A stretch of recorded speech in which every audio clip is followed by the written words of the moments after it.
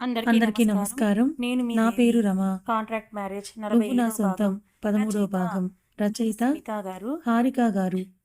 ఇంతకుముందు ఎపిసోడ్ చదివిన తర్వాత మీలో చాలా మందికొచ్చిన ప్రశ్న అసలెవరా విరూప? తన కోసం వీర అలా చేయడం ఏంటి? అసలు విరూపకి, వీరాకి ఉన్న సంబంధం ఏంటని? వీరాకి ఒక సమయం వచ్చేసరికి తన కుటుంబం మొత్తం దూరమైపోతుంది. కుటుంబం నుంచి వచ్చే ప్రేమ కానీ, అలాగే తనపై చూపించాల్సిన బాధ్యతలు కానీ ఏవీ తనకి చిన్న వయసు నుంచే దొరకలేదు. తన పేరు మీద ఉన్న ఆస్తి కోసమే వాళ్ళ నాన్న ఇప్పటివరకు తనని పెంచాడు. వాళ్ళ నాన్న గురించి, అలాగే తన ఫ్యామిలీ గురించి మనం ముందు ముందు తెలుసుకుందాం. అయితే అలా క్రూరంగా చూసిన వాళ్ళు కూడా ఒక సమయంలో ఈ లోకాన్ని విడిచి వెళ్ళిపోతారు. వీర చాలా ఒంటరిగా ఉంటాడు. తనకంటూ అప్పుడు ఎవరూ లేరు. అంతేకాకుండా సోనియా పెట్టిన 5 సంవత్సరాల గడువులో ఇంకా 3 సంవత్సరాలు మిగిలున్నాయి. అయితే ఇప్పుడు తనకి చాలా బాధగా ఉంది. లోన్లీగా అనిపిస్తూ ఉంటుంది. అసలు ఏం చేయాలో కూడా అర్థమయ్యేదే కాదు. అతనికి పిచ్చి పట్టేలా ఉంటుంది. అప్పుడే తనకి విరూప వాళ్ళ ఫ్యామిలీ కనిపించింది. వాళ్ళ అమ్మ, నాన్న, తను. వాళ్ళ నాన్న బిజినెస్‌లో చాలా లాస్ రావడంతో తన చుట్టూ ఉన్న తన ఫ్రెండ్ ఆయనని మోసం చేయడంతో ఆయన ఒక్కసారిగా రోడ్డు మీదకి వచ్చేశారు. ఎంతో బాగా బ్రతికిన వాళ్ళు ఒక్కసారిగా అలా రోడ్డు మీదకి వచ్చేసరికి వాళ్ళు ఎంత కష్టంగా బతుకుతారో మీరే ఆలోచించండి. అయితే ఆ సమయంలో విరూప కేవలం ఇంటర్ చదువుతూ ఉంది. అప్పుడే వాళ్ళ నాన్నకు లాస్ రావడంతో తన చదువు కూడా ఆపేయాల్సొచ్చింది. అయితే ఆయన ఆ రోజు చార్లీ ఆఫీస్ దగ్గరికి వస్తూ జాబ్ కోసం వెళ్తూ ఉంటే, ఇంత వయసు ఉన్నాయన ఇలా రావడం ఏంటని ఒకసారి వీర ఎంక్వైరీ చేయించాడు.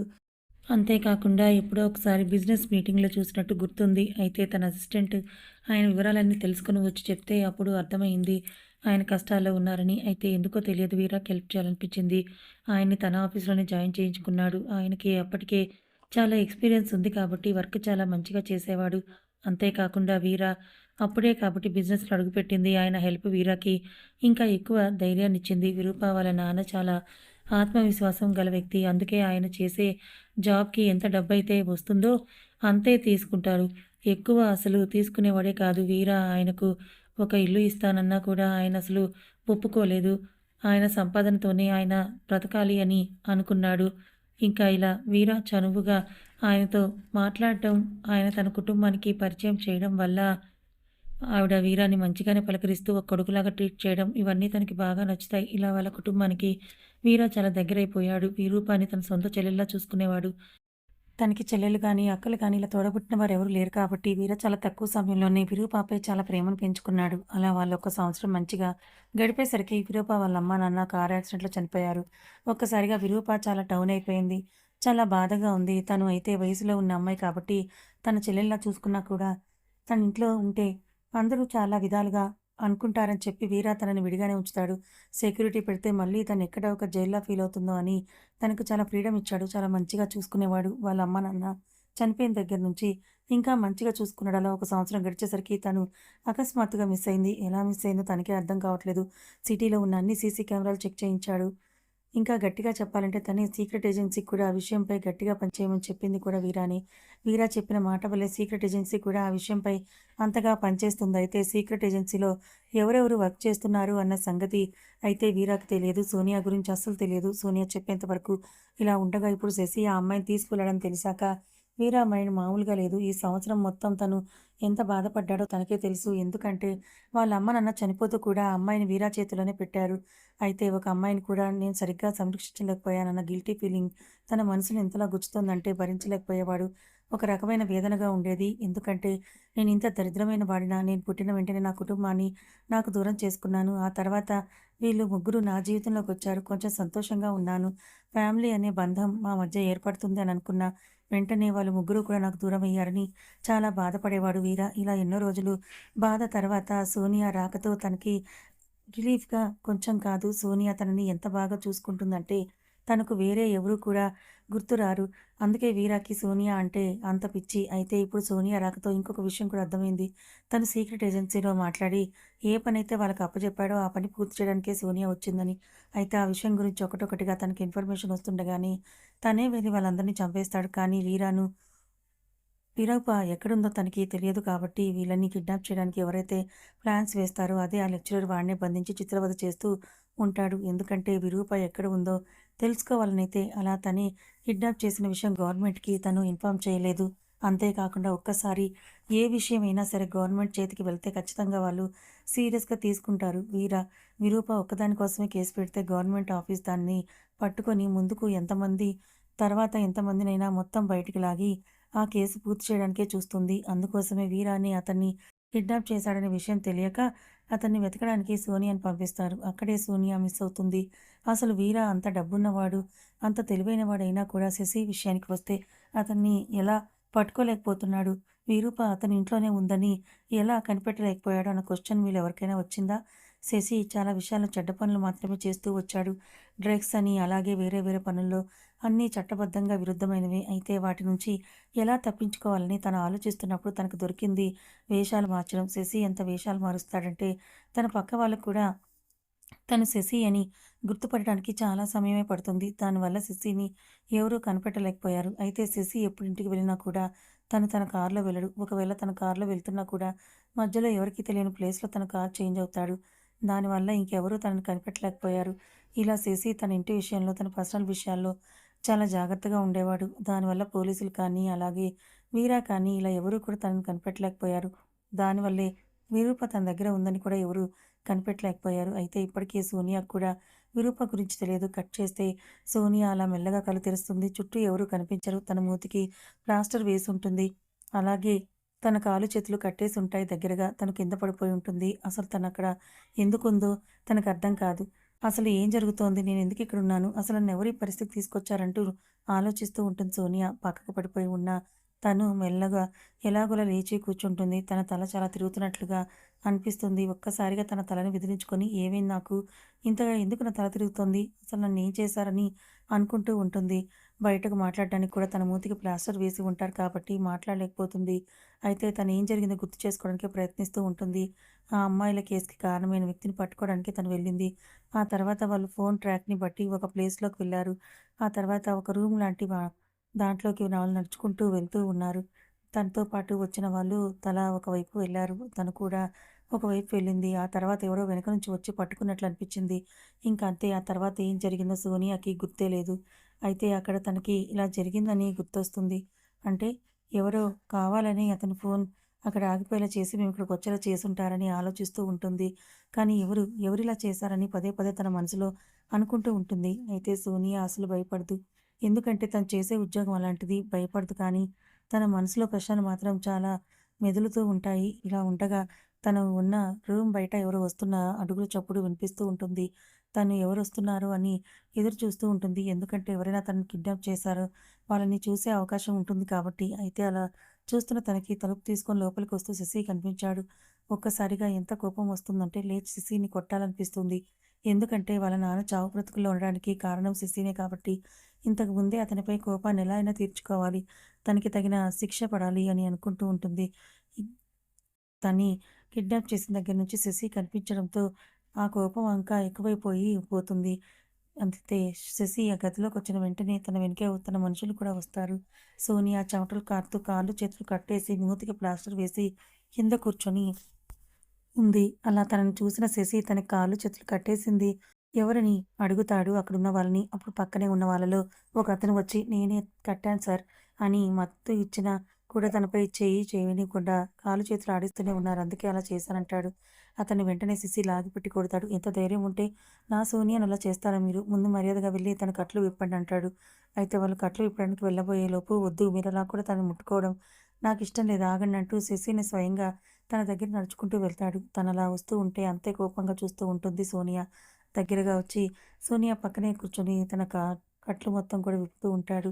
ఒకవైపు చెమట, ఇంకోవైపు కాళ్ళు చేతులు కట్టేసి ఉండడం. అయినా కూడా "నవ్వు నాకు ఎంత అందంగా కనిపిస్తున్నావో తెలుసా? పిచ్చెక్కిపోయేలా ఉంది నిన్నిలా చూస్తూ ఉంటే. కానీ నిన్ను ఈ పరిస్థితుల్లో నేను అస్సలు చూడలేనంటూ కాళ్ళు చేతులు కట్లు విప్పేస్తాడు. సోనియా లోపల రగిలిపోతూ ఉంటుంది. ఒళ్ళంతా కంపరం ఎక్కిపోతూ ఉంటుంది. కానీ ఇప్పుడు తొందరపడితే తన వల్ల ఏమీ కాదు. ఎందుకంటే తను ఒక ఆడపిల్ల. మనుషుల్ని కొట్టగలిగేంత ధైర్యం తన దగ్గర ఉన్నా కూడా కొన్నిసార్లు తెలివిగా ఆలోచించాలి కాబట్టి ఇప్పుడు ఏమీ చేయదు.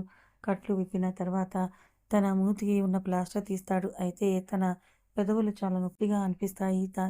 అలా దాన్ని తీసేటప్పుడు తన ఫేస్ మారిపోతుంది. వెంటనే శశి చేతిలో సోనియా పెదవుల పైన మృదువుగా తడుముతూ, "నొప్పిగా ఉందా నీకు? వాడిని బ్రతకనివ్వను. నీకు ఇంత బాధను కలిగిస్తాడా?" అంటాడు. సోనియా తన పెదవులకు శశి చేతస్పర్శ తాకుతుంటే నచ్చక తన ఫేస్ పక్కకు తిప్పుకుంటుంది. శశికి అర్థమైంది. కానీ శశి అసలు తనని పట్టించుకోడు. అయితే సోనియా ఏమీ మాట్లాడదు. అసలు ఏం చేస్తున్నాడో చూద్దాం అన్నట్లు అంతే వదిలేస్తుంది. ఇంకా వెంటనే సోనియా చేయి పట్టుకొని, "పద వెళ్దామని" అంటాడు. "ఎక్కడికంటుంది సోనియా. ఎక్కడికేంటి? నీకోసం ఇక్కడ నేను స్థాపించుకున్న నా రాజ్యం మొత్తం వేచి చూస్తోంది" అని అంటాడు. అంటుంది సోనియా. "నువ్వు నా దానివి ఇప్పటినుంచి. నువ్వు నా సొంతం" అని చాలా పొగరుగా ఒక రకమైన బేస్ వాయిస్‌తో చెప్తాడు శశి. వీర తన మనుషులను రెడీ చేస్తాడు. ఎందుకంటే ఇప్పుడు బాధపడుతూ కూర్చునే సమయం కాదు. అలాగే గతాన్ని గుర్తు చేసుకునే సమయం కూడా కాదు. ఎంత త్వరగా వీలైతే అంత త్వరగా సోనియాని వాడి దగ్గర నుండి తన దగ్గరకు తెచ్చుకోవాలి. అయితే ఇప్పటివరకు విరూప అతని దగ్గర ఉంది అని తనకు తెలియదు. అసలు శశిపై అనుమానం కూడా రాలేదు. కాబట్టి ఇప్పటివరకు యశస్విని గమనించడం కానీ, లేక అనుసరించడం కానీ ఏమీ పట్టించుకోవడం చేయలేదు. ఇప్పుడు తెలిసింది కాబట్టి తన పనిని మొదలుపెడతాడు వీర. తన మనుషుల్లో కొంతమందిని సెలెక్ట్ చేసి విడిగా ఒక గదిలోకి రమ్మని చెప్తాడు. వీళ్ళు వేసే ప్లాన్ ఎవరికీ తెలియకుండా ఉండాలని చెప్పి అలా పిలుస్తాడు. అయితే శశి ఎవరికీ దొరకకపోవడానికి కారణం అతను రకరకాల వేషాలు వేయడం వల్లే. అయితే మనం అతన్ని పట్టుకోవాలంటే ఖచ్చితంగా తనని అనుసరించాలి. మధ్యలో వాడు ఏదైనా చేసినా కూడా విడిపోయి వేర్వేరుగా అతను ఏ కార్స్ అయితే వాడుతున్నాడో ఆ కార్స్ మనం అనుసరించాలి. ఇంకొక విషయం ఏంటంటే వాడు ఖచ్చితంగా ఎప్పుడో ఏదో ఒక విషయంలోనే వస్తూ ఉంటాడు కాబట్టి అప్రమత్తంగా ఉండాలి. వాడు ఎలాంటి వేషం వేసినా కూడా కనిపెట్టగల ఒకే ఒక క్లూ మనకు కావాలంటూ శశి గురించి మొత్తం మాట్లాడుకుంటూ ఉంటారు. అక్కడ శశి విషయానికొస్తే సోనియా చెయ్యి పట్టుకొని తీసుకెళ్ళడానికి ప్రయత్నిస్తాడు. అయితే సోనియా ఎక్కడికి ఏంటి అని ప్రశ్నల మీద ప్రశ్నలు వేస్తూ ఉంటుంది. "నీకోసం నేను తయారు చేసిన నా సామ్రాజ్యం ఎదురు చూస్తోందంటాడు." "అయితే ఇప్పుడు నేను రాను." "వద్దు. కాదు అంటే కుదరదు. అంతగా సంపాదించిన సామ్రాజ్యం ఏంటో తెలుసా సోనియా? చూడాలని రేపు దాన్ని కూల్చాలంటే ఇప్పుడు చూడాలి కదా!" అందుకే ఏమీ మాట్లాడకుండా అతని వెనకే వెళ్తుంది. ఇదంతా గమనించిన శశి సోనియా తన మనసు మార్చుకుందనుకుంటాడు. సోనియా శశి కారెక్కుతుంది. శశి కళ్ళు అసలు పక్కకు తిప్పడు. తననే చూస్తూ ఉంటాడు. సోనియా పక్కకు చూసినా, ఎటు చూసినా తను కోపంగా ఉన్నా, కారెక్కిన అలా ప్రతిచిన విషయాన్ని కూడా చాలా జాగ్రత్తగా చూస్తాడు శశి. అయితే తనని గమనిస్తున్నాడని అర్థమైన సోనియా శశికి ఏమాత్రం అనుమానం రాకుండా ప్రవర్తిస్తూ ఉంటుంది. అలా శశి, సోనియా తన ఇంటికి తీసుకొని వెళ్తాడు. ఎవరికీ కనిపించకుండా, అలాగే ఎవరికీ అనుమానం రాకుండా తన పద్ధతిలో తనని తీసుకొని వెళ్తాడు. అంతేకాకుండా తన ఇంటికి సోనియా అని పెట్టిన ప్లేస్‌కి చాలా దగ్గర ఒక ఇల్లు ఉంది. సిసిది సిటీ ఔట్‌స్కట్స్‌లో ఉంటుంది కాబట్టి ఎవరు అంతగా కనిపెట్టలేరు. అలాగే చూడలేదు కూడా. శశి చేసే ప్రతి ఒక్కటి కూడా సోనియా చాలా గమనిస్తూ ఉంది. ఎందుకంటే అతను ఎలాంటి ట్రిక్స్ చేస్తున్నాడా? తను ఎలా కనిపెట్టాలా అనుకుంటుంది. కాబట్టి అతనికి అనుమానం రాకుండానే అతన్ని గమనిస్తూ ఉంటుంది. అయితే శశి ఏంటి లోపలికి వెళ్ళే కొద్దీ అతని ఇల్లు కానీ, అతను ఉండే స్థలం కానీ, అలాగే తన దగ్గర ఉన్న కార్స్ కానీ సోనియాకి ఆశ్చర్యాన్ని కలిగిస్తూ ఉంటాయి. శశి ఉన్నవాడని అంటే అసలు చట్టవిరుద్ధంగా బానే సంపాదించాడని మనసులో అనుకుంటూ అలా లోపలికి వెళ్తారు. లోపలికి వెళ్ళిన తర్వాత కూడా సోనియా చేయి పట్టుకొని అస్సలు వదలడు. ఇంట్లో పనివాళ్ళందరూ అలాగే ఉంటారు. ఇంటి పనివాళ్ళు చాలామంది అక్కడికి వచ్చి చూస్తారు. అడుగు పెట్టగానే అందరూ కూడా జాగ్రత్తగా వినండి. తనెవరో తెలుసా? తను నాకు కూడా నేనెంతో తను కూడా మీకంతే. త్వరలోనే నా భార్య కాబోతుందని అంటాడు. అందరి ముందు మాట్లాడతాడు. అందరూ ఒకరి ముఖాలొకరు చూసుకుంటారు. ఎందుకంటే సంవత్సరం నుంచి విరూప అక్కడే ఉంది. రోజు తన భార్యతో ఉన్నట్లుగా విరూపతో ఉంటున్నాడు. అలాంటిది ఇప్పుడు సడెన్‌గా ఇంకొక అమ్మాయిని ఇలా తీసుకొని వచ్చి నా భార్య నేనెంతో తను కూడా అంతే అని మాట్లాడుతున్నాడు. విరూప గురించి తను ఎప్పుడు అలా మాట్లాడలేదు కానీ ఇంట్లో పని వాళ్ళందరూ విరూపాని పెళ్లి చేసుకోవడానికి అలా తెచ్చిపెట్టాడేమో అని అనుకున్నారు. అయితే విరూప గదిలో ఉండడం వల్ల తనకి ఈ విషయాలేవీ తెలియవు. అయితే సోనియా చెయ్యి పట్టుకొని అలా తీసుకొని వెళ్తాడు. అక్కడ ఉన్న పెద్ద మెట్లు ఒక్కొక్కటిగా పైకెక్కి వెళ్ళాలి. అయితే ఒక అడుగు మెట్టుపై వేసేసరికి ఇప్పటివరకు కలగని నొప్పి తనకు కలుగుతుంది. తన కాళ్ళకి గట్టిగా కట్టేయడం వల్ల కాళ్ళు బాగా నొప్పిగా అనిపించాయి. ఒక్కసారిగా అమ్మా అని చాలా చిన్నగా నొప్పి పుడుతున్నట్లుగా తన ఫేస్ మార్చేస్తుంది. అది చూసిన శశి వెంటనే సోనియాని ఎత్తుకుంటాడు. ఒక్కసారిగా సోనియా "ఏం చేస్తున్నావు నువ్వు? దించు నన్ను" అని అంటుంది. "నీ ముఖంలో చిన్న బాధను కూడా నేను చూడలేను. నీకు బాధ కలగకుండా నేను ఎత్తుకొని వెళ్తాను" అని తనని ఎత్తుకొని పైకి వెళ్తూ ఉంటాడు. అయితే తనపై ఇంత ప్రేమ చూపించడం ఇంట్లో ఉన్న వాళ్ళందరికీ చాలా ఆశ్చర్యాన్నే కలిగిస్తుంది. ఎందుకంటే శశి చాలా కఠినంగా ఉంటాడు. విరూప రోజులుగా ఉంటున్నా కూడా తనపై కూడా చాలా కఠినంగానే ఉండేవాడు. ఇంట్లో ఉన్న పని వాళ్ళ అందం అందరి ముందు కఠినంగానే ఉంటాడు. అందరికీ చాలా భయం అలాంటిది సూర్య ముందు తనిలా ఉండడం వీళ్ళకి ఆశ్చర్యాన్ని కలిగిస్తుంది. తన చేతుల మీదుగా సోనియాని ఎత్తుకొని వెళ్ళిన శశి అలా తన కోసం ఏర్పాటు చేసిన గదిలో ఉంచుతాడు. అయితే నీకు కావాల్సిన బట్టలు, అలాగే నీకు కావాల్సిన వస్తువులు అన్నీ ఈ గదిలో ఏర్పాటు చేయించాను. నువ్వు వెళ్లి ఫ్రెష్ అయ్యి నీకిష్టమైనవి వేసుకొనుండు. నేనిప్పుడే వస్తానని చెప్పి తనని అలా ఆ గదిలో వదిలి బయటకొచ్చేస్తాడు. అతనికి తెలియని విషయం ఏంటంటే సోనియా ఒక సీక్రెట్ ఏజెంట్. అలాంటిది తనకి ఎన్నో రకాల ట్రిక్స్ తెలుస్తుంటాయి కదా! తను ఏ ఇంట్రాగేషన్‌కి వెళ్ళినా కూడా తన వెంట సీక్రెట్ ఫోన్ ఒకటి తప్పకుండా లోపల దాచి ఉంచుతుంది. తను బయటకది అస్సలు కనిపించదు. పైగా ఫోన్ అలాగే తన వస్తువులు లాగేసుకున్నారు కానీ, ఆ ఫోన్‌ని మాత్రం ఎవరు కనిపెట్టలేకపోయారు. అయితే ఇప్పుడు అతని గురించి ఎవరికీ ఇన్ఫర్మేషన్ ఇవ్వలేదు. ఎందుకంటే తను ఆఫీస్‌లోని సిసికి సహాయం చేసేవాళ్ళు ఎవరో ఉన్నారని తనకి అనుమానంగా ఉంది. అయితే ఇప్పుడు వెంటనే వీరాకి చెప్పాలనుకుంటుంది. ఎందుకంటే ఖచ్చితంగా వీర తన కోసం కంగారు పడతాడు. అంతేకాకుండా తన ఫ్యామిలీ, తన నాన్న హాస్పిటల్ ఉన్నారు కాబట్టి ఇప్పుడు తనకి కాల్ చేసి చెప్పడమే మంచిదని తను అనుకుంటుంది. అంతేకాక ఇంట్లో తనకు 2 రోజులైనా ఉండాల్సి వస్తుంది. ఎందుకంటే ఇక్కడ ఉండడం వల్ల తనకి సిసి గురించి పూర్తి వివరాలు తెలుసుకునే అవకాశం కూడా ఉంటుంది. కాబట్టి తను దగ్గర ఫోను ఉన్న సంగతి బయట పడనివ్వకుండా చాలా వరకు మెసేజ్ చేయాలనుకుంటూ ఉంటుంది. ఇలా ఉండగా వెళ్ళి డోర్ లాక్ వేసి ముందు రూమ్ మొత్తం కూడా చెక్ చేస్తుంది. అయితే ఎక్కడైనా సీసీ కెమెరాలు ఉన్నాయా అని చెక్ చేస్తుంది. ముందుగానే ఆలోచించి వెంటనే కావాల్సిన బట్టలు తీసుకొని వాష్‌రూమ్‌కి ఫ్రెష్ అవ్వడానికి వెళ్ళినట్లుగా మామూలుగానే వెళ్తుంది. అలా బాత్రూమ్‌కి వెళ్ళగానే మామూలుగానే తన లోపల పెట్టుకొని ఉన్న చిన్న సీక్రెట్ ఫోన్ ఓపెన్ చేస్తుంది. అతనికి వీరా నెంబర్ నోటెడే కాబట్టి వెంటనే వీరాకి కాల్ చేస్తుంది. వీరా సోనియాని తిరిగి తీసుకురావాలని ప్లానింగ్‌లో అందరితో మాట్లాడుతూ ఉండగా తనకి కాల్ చేస్తున్నా కూడా పట్టించుకోలేదు. అయితే తనకి మరొకసారి ఫోన్ మోగడంతో ఫోన్ తీసి చూస్తాడు. ఎవరో తెలియని అన్‌నోన్ నంబర్ పెట్టేద్దాం అనుకుంటాడు కానీ, మళ్ళీ తనకి అనుమానం వచ్చి శశి కానీ లేదా సోనియా కానీ చేస్తే ఆలోచించి వెంటనే కాల్ లిఫ్ట్ చేస్తాడు. చిన్నగా హలో వీరా, నేను సోనియానంటుంది. ఒక్కసారిగా వీరా ప్రాణం లేచి వచ్చినట్లుగా అవుతుంది. సోనియా ఎక్కడున్నావు? ఏం చేస్తున్నావు? అని అడుగుతాడు. సోనియాకి వీర అలాగే శశి ఇద్దరు కలిసారు. అలాగే వాళ్ళ మధ్య ఘర్షణ జరిగిందన్న సంగతి తెలియదు. కాబట్టి తను మామూలుగా నన్ను ఒకతను కిడ్నాప్ చేశాడు. వాడే మా నాన్నకు గాయం అవ్వడానికి కారణం కూడా అని అంటుంది.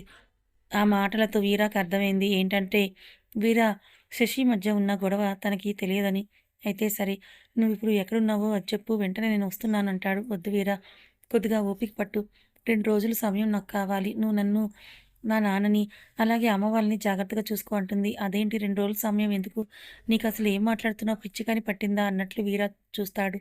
అలా కాదు, వాడికి తగిన శిక్ష పడేలా నేను చెయ్యాలి. నాకు తెలిసి వాడికి చాలా బిజినెస్‌లే ఉన్నాయి. అలాగే చట్టానికి విరుద్ధమైన పనులు కూడా చాలానే చేస్తున్నాడు కాబట్టి, వాటన్నిటిని నేను సాక్ష్యంతో సహా సంపాదించాలి. అలా చెయ్యాలి అంటే నేనిక్కడే ఉండడం చాలా అవసరం.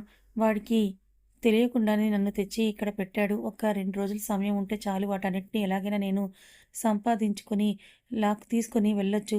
ఆ తర్వాత అతని చేతులకు సంకెలు వేసి మరి లాక్కొని వెళ్ళొచ్చు అంటుంది. అయితే వీర, అవన్నీ ఎందుకు, ఒక్క మాట నువ్వు నాకు చెప్పు. ఎక్కడున్నావన్నది వెంటనే నేను వచ్చి వాడికున్న ప్రతిదీ నాశనం చేసి నేను తీసుకొని వస్తాను. వాడు చేయడానికి కూడా ఉండదు ఏమి అని అంటూ ఆవేశంగా చెప్తాడు వీర. అప్పుడు సోనియా అలా కాదు వీర. అన్ని విషయాలు మనం ఆవేశంతోనో, కోపంతోనో చేయలేం కదా! అలా చేయడం వల్ల అది మళ్ళీ పుట్టుకొస్తుంది. కానీ అక్కడితో అంతం అనేది తప్పదు. కాబట్టి వాడికి శిక్ష పడేలా చేయడమే మంచిదంటుంది. ఇప్పుడు వీరాకి ఏం మాట్లాడాలో కూడా అర్థం కాదు. నేను ఎక్కువ మాట్లాడే పరిస్థితిలో లేను. ఈ 2 రోజుల్లో గనక నా నుండి నీకు సమాధానం రాకపోతే మూడో రోజు నువ్వు నా కోసం ఇక్కడికి రావచ్చు అంటుంది. వెంటనే వీర, అసలు నువ్వు ఎక్కడున్నావో త్వరగా చెప్పు అని మాట్లాడే లోపే ఆ ఫోన్ కట్ అయిపోతుంది. ఎందుకు కట్ అయిందో వీరాకి తెలియదు. హలో, హలో అని అంటూ అరుస్తూ ఉంటాడు. ఇంకోవైపు సోనియాకి ఎవరో తలుపు గట్టిగా కొట్టినట్లుగా అనిపించడం వల్ల వెంటనే కాల్ కట్ చేస్తుంది. ఆ ఫోన్ హడావిడిగా వాష్‌రూమ్ లోపల కిటికీ అద్దం వెనకే జాగ్రత్తగా దాచి మళ్ళీ లోపలికొచ్చిన తర్వాత దాన్ని తీసుకోవచ్చు అన్నట్లు టవల్ కట్టుకొని తలుపు కొద్దిగా తీసి చూస్తుంది. ఇంతసేపు ఏం చేస్తున్నావని శశి అడుగుతాడు. నేను డోర్ లాక్ చేశాను కదా! లోపలికి ఎలా వచ్చావు నువ్వు అంటుంది. ఇది నా ఇల్లు. నువ్వు లాక్ చేసిన వెంటనే నేను తీసుకోలేనా అని వాతంటకు అవే ఓపెన్ అవుతాయి అంటాడు. సరే, నేను ఫ్రెష్ అయ్యి వస్తానని తలుపు వేసేలోపే తలుపును గట్టిగా పట్టుకొని సోనియా చెయ్యి గట్టిగా పట్టుకుంటాడు. సోనియాకి ఒక్క క్షణం చాలా భయం వేస్తుంది. ఎందుకంటే తనపై బట్టలు లేవు. గట్టిగా తన చేతులు లాక్కొని వెంటనే బలవంతంగా తలుపు వేస్తుంది. శశి నవ్వుతూ ప్రతిసారి ఇలా నా నుండి తప్పించుకోలేవంటూ అక్కడి నుంచి వెళ్ళిపోతాడు. వేగంగా కొట్టుకుంటున్న తన గుండెలపై చేయి వేసుకొని చాలా డేంజర్‌గా ఉన్నాడు.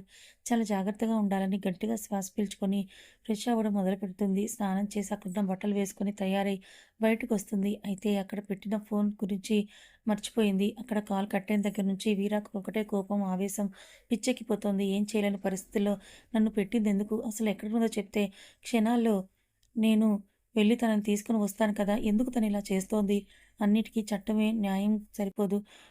తను ఎందుకు అర్థం చేసుకోవడం లేదు అని ఆవేశంగా ఆ నెంబర్ ఇప్పుడు ఎక్కడ ఉందో ట్రాక్ చేయమని తన వాళ్ళకి చెప్తాడు. అలా 2 నిమిషాలు ఆలోచిస్తూ ఉండగా ఫోన్ ఓపెన్ చేసి అలా సోనియా ఫోటో ఒక 2 నిమిషాలు చూస్తాడు. తను 2 రోజులు సమయం అడిగింది కదా! ఈలోపు నేనేది చేయకూడదు. తన మాటను కాదు అని హ్మ్. చేస్తే తన మాట కాదన్న వాడినే అవుతాను కదా! అని కొద్దిగా ఆగుతాడు. అయితే ఈ నంబర్‌ని మాత్రం ట్రేస్ చేస్తారు. ఎందుకంటే 2 రోజుల తర్వాత ఒక క్షణం కూడా వీరా ఆగడు. ఆ నంబర్ ఎక్కడి నుంచి అయితే వస్తుందో అక్కడికే డైరెక్ట్‌గా వెళ్ళిపోతాడు. కథ ఇంకా ఉంది. మరి శశి బారి నుంచి సోనియా విరూపాలను వీరా కాపాడతాడా లేదా? తెలుసుకోవాలనుకుంటే ఛానల్‌ని ఫాలో అవ్వండి. కథ నచ్చితే లైక్ చేయండి. Thank you so much.